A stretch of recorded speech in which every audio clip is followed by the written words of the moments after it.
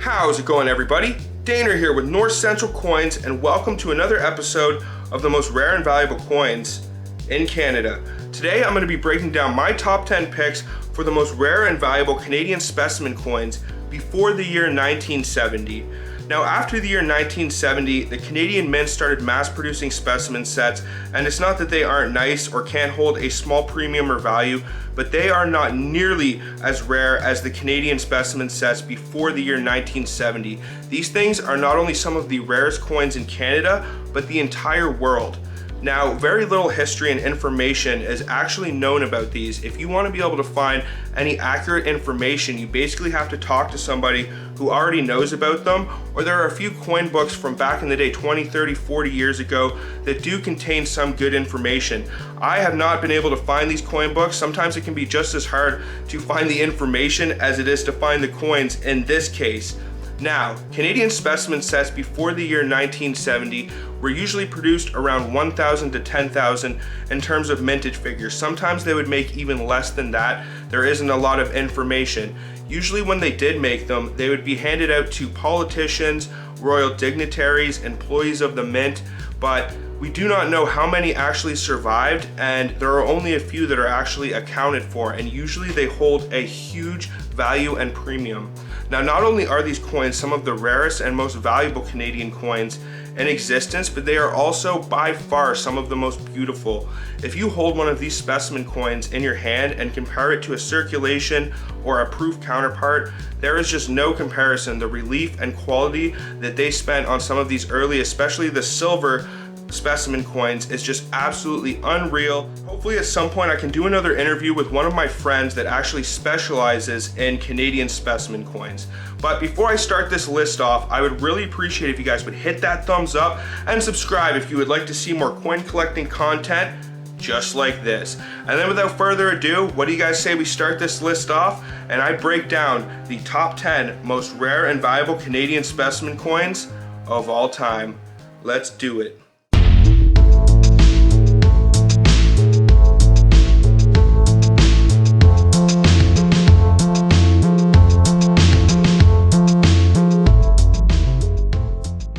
So for this top 10 list, I'm going to cover the date range of 1937 to 1952, which is the George VI era for Canadian coins. They have actually been producing these specimen sets just about as long as they've been producing circulating coinage here in Canada, but some of the early sets have some varieties and they can be a little bit tricky to identify, as well as the Elizabeth. Some of the late 50s and early 60 Elizabeth proof strikes are actually considered to be specimens and vice versa. So I will make some videos in the future where I will cover the early and later specimen coins, but for all intents and purposes, this is going to be the George VI era. So we're going to start things off with number 10, which is going to be the least valuable, and we are going to work our way up to number 1, which is going to be the most valuable. Now, 1938 is usually a key date for most of the Canadian circulation coinage, and the specimen sets are actually pretty rare as well, especially if you can get them in the high SP designation. Now, the SP scale works very similar to the MS scale. It is a 70-point system, and it is very rare that you will ever find an older Canadian specimen coin. This scores above SP 67, and if you do, it is going to be worth thousands and thousands and thousands of dollars. But mostly the highest these coins will reach is SP 66 and maybe SP 67 if it is a true gem. But we're going to start things off with number 10, which is 1938 dime re-engraved date variety. Now this is worth $5,000 at the high end of the Sheldon scale, so being around an SP 65, SP 66 you can reach around $4,000 to $5,000 for the 1938 re-engraved dime. Number 9 is another 1938. As I mentioned, 1938 is usually a key date for the Canadian circulation coinage, and the specimen sets are pretty rare as well. Now, I do not have an exact mintage figure, but I'm guessing they produce somewhere around 1,000 sets, and of the ones that survive, there are very little high-grade examples. So this 1938 quarter can be worth around $5,000 for an SP 65 to SP 66. If you ever get a chance to score one of these entire 1938 specimen sets and it doesn't look in terrible condition, I definitely suggest picking it up if it is only around the 4-figure mark, because you can make a lot of money off of it. Number 8 is the 1939 re-engraved date dime. Now, I mentioned earlier on in this list the 1938 re-engraved dime. For both of those years, for the circulation coinage, there is a plain strike and also a re-engraved date strike. Usually the re-engraved date will fetch you more money, but for the specimen, there is only a re-engraved variety. Now, the 1939 re-engraved date dime can fetch you around $5,000 at the high end of the Sheldon scale, so that is for an SP66, SP67. Number 7 is the 1939 specimen quarter. Now, this is worth around $5,000 at the high end of the Sheldon scale, so that's for an SP65, SP66.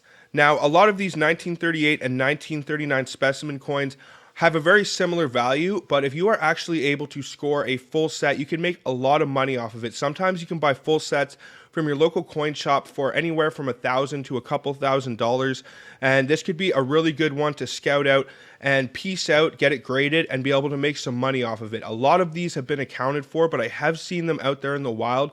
You just definitely want to be a little skeptical when you buy it, because if they were to replace any of the specimen coins with a circulation counterpart, then that would basically reduce the value of the set to almost nothing. Number 6 is the 1944 specimen penny. Now, I do want to mention that most of the Canadian coins for the year 1904 will be worth good money if they're in a high-grade state. It doesn't matter whether they're circulation or specimens, but the specimens are extremely hard to find in a high-grade state. Now, I don't know if it's because not many of them survived, or maybe they just didn't make too many of them, but I know it's pretty much the same with the circulations, where it's very, very hard to find high-grade examples. It's possible the mint may have been having problems with their dies that year, or due to a lack of precious metals from World War II raging on at the time. Regardless, it doesn't really matter whether it's a circulation or a specimen. If it is in a high-grade state, it will be worth a lot of money. But the Canadian 1944 specimen penny is a bit of a special case. It can be worth some really good money in a high-grade state, being around an SP65 or SP66. It can be worth up to $7,000.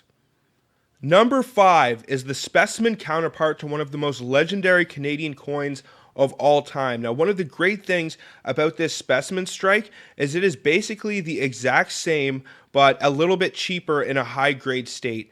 Now, the circulation 1947 Maple Leaf Curve 7 is one of the most valuable Canadian coins of all time. I think it can be worth easily 5 figures, but the specimen is basically the same. It is also a 1947 Maple Leaf Curve 7.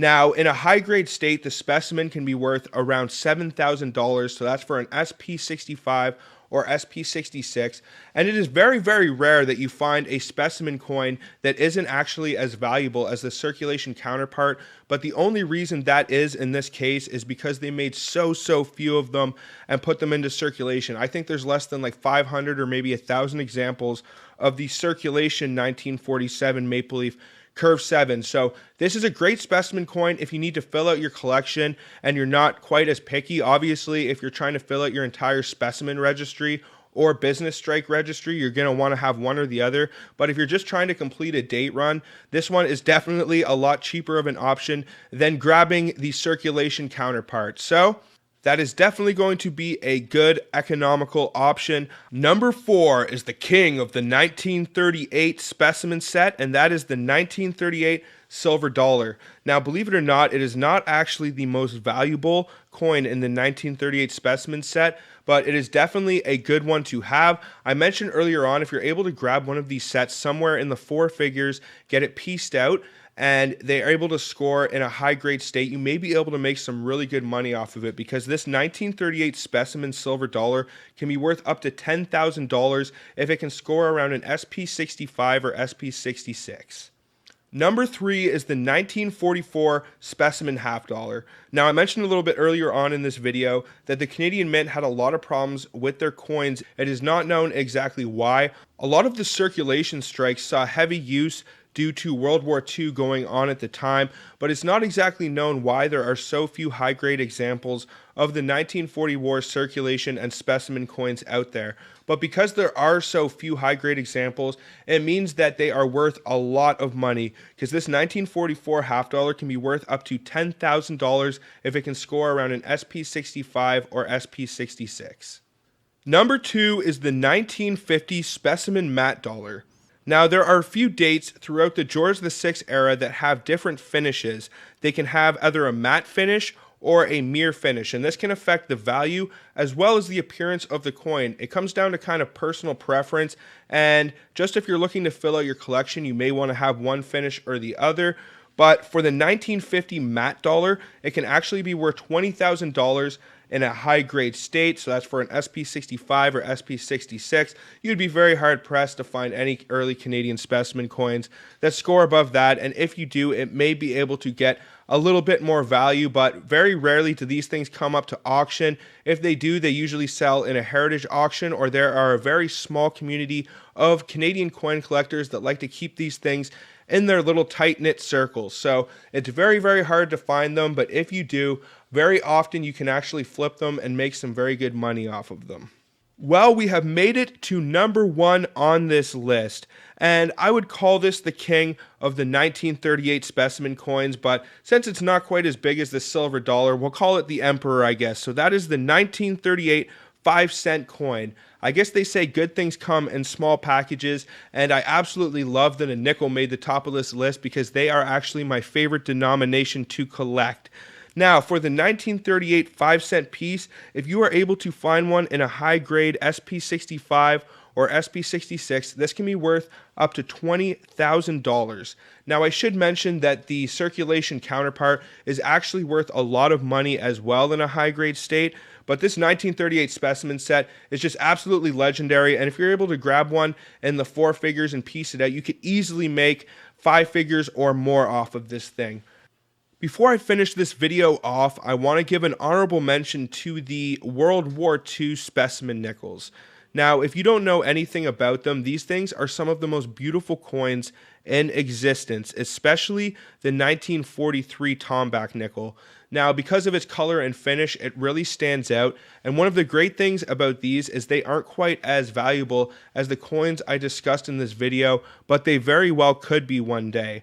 They are very, very rare, and the story behind them is super cool. I believe the mint sold them directly from the actual mint location in Ottawa, and the profits went directly to the war effort. I think somewhere around 1,000 of them were made, and they came in a blue velvet kind of case and sets of 2.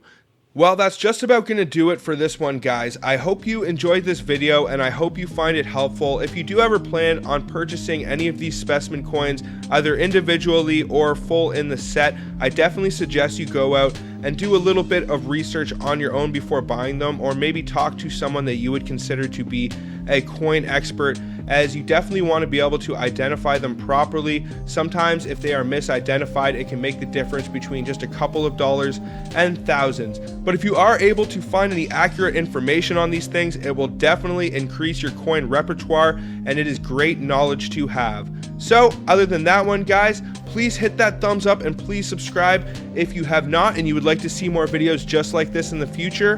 But other than that, guys, thank you so much for watching. Until the next one, everybody, peace out and have a good one, y'all.